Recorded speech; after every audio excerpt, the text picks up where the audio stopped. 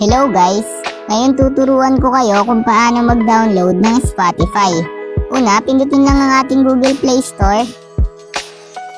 Then ayan, kapag napindot nyo na yung Google Play Store, makikita nyo sa taas yung Search Apps.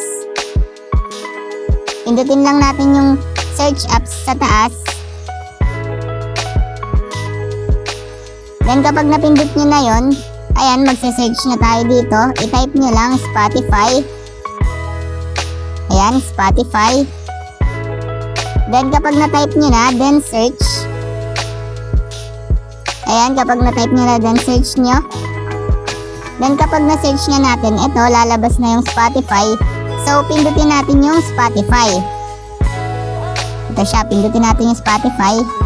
Then ayan, kapag napindot na natin yung Spotify, andito na tayo.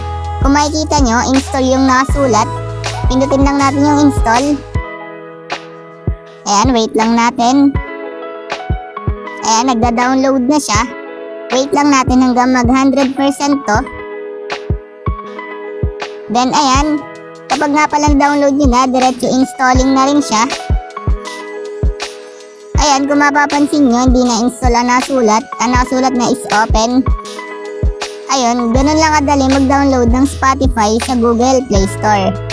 Ayun lang, thanks for watching. Subscribe for more videos like this. Thank you.